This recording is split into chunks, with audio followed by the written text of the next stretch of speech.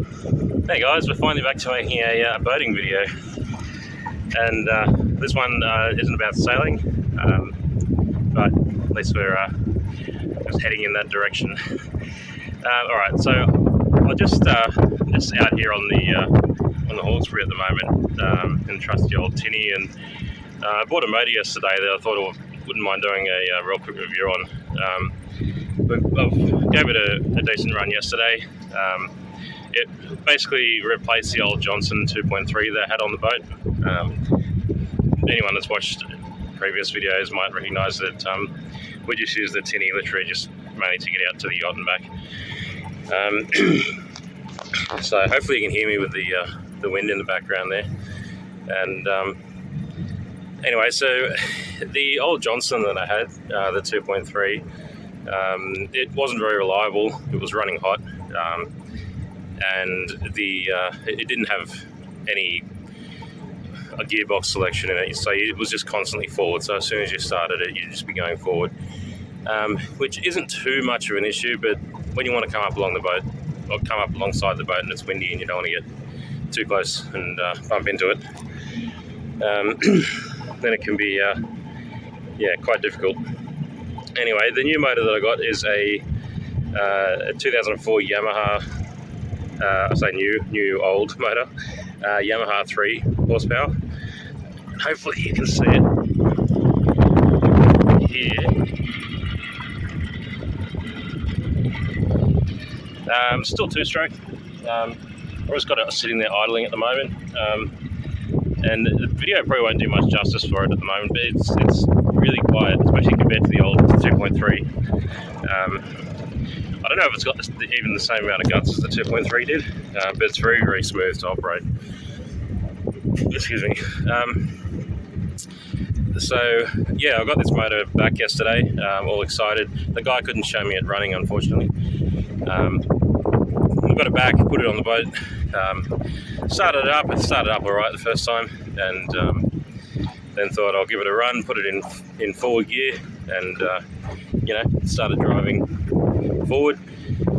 And as soon as I got out into the main river and gave it a bit of throttle, it just stopped, and the motor kept going. It just revved up, but the boat wasn't going anywhere. So it turned out being the propeller bushing, or the bush in the propeller, sorry, was which is a rubber thing. I think it just got old and dried up. The motor hadn't been used for a year or longer than that. Sorry, I'm just keeping an eye out on the island over here so I don't get too close to it. Anyway, so thankfully we live near a Yamaha dealership, so I managed to go up the road, get that fixed in about half an hour, put it back in, and it had a flooding problem. For some reason the motor can be a bit difficult to start. I'm pretty sure it just needs the float adjusted in the carby. I wouldn't be surprised. Once you work it out though, it seems pretty good. So I'll go through at some point and fix that. But at the moment, I'm happy just to have a motor that's going. So what I might do, I'll just take you for a quick drive, and I'll see if I can switch cameras to the better one in the front, and give you an idea of what this is like, and hopefully, if anyone's thinking about purchasing one of these, give you a bit of information about it. Right, we're starting to get a bit close to that island now, so I'll switch around and get going. Righto. So, of course now there's a freight train in the background, but you might be able to hear that. It's for a little two-stroke motor. Yeah, it's very quiet. I believe they made these motors maybe with some very minor modifications up to about 2018 when they stopped making them. They stopped making two-strokes for Australia. And I believe it's all of Australia now has four-stroke outboards. If you're buying them new, if you've got a used outboard, you can obviously still use the two-stroke. So we'll rev it up a bit and see how it goes.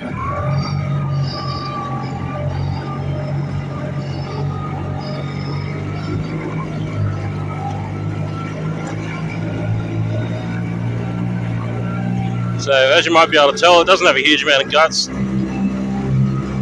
Once it's going, it's not too bad. I mean, it does what we need.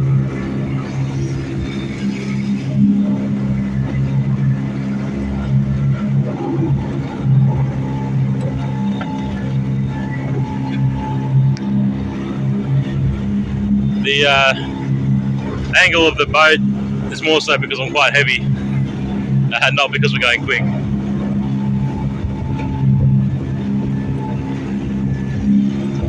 Don't know if you can sort of see.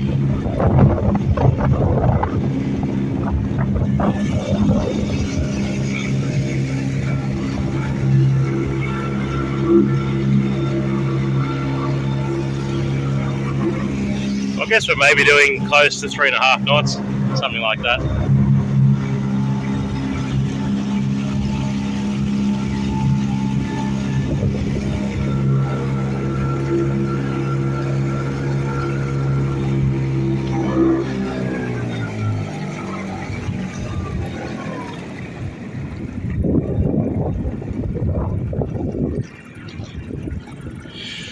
All right.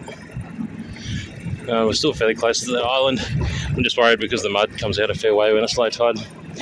So, as you can see,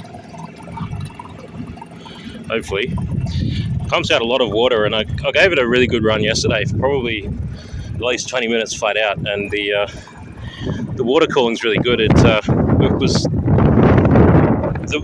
after running it for 20 minutes flat out, the water that was coming out of it was still the same temperature as the river. So I like the old Johnson that we had.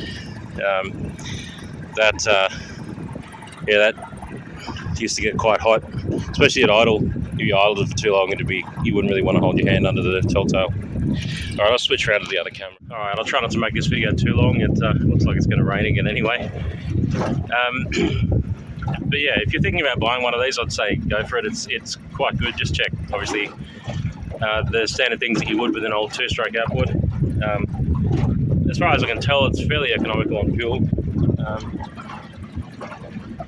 And apart from that minor flooding issue, which I don't believe is a fault of the actual outboard, it's just being the age it is and the fact it's been in storage for a while, it's probably going to need a bit of a service. Yeah. Alright, I might leave the video there, guys. This one's a bit short, and I just recorded on the front of my phone, so I apologise for the quality. But if you've got any questions about the outboard, if I can stop us going around in circles, just drop it below, and I'll see if I can answer them for you. Alright, see you next time.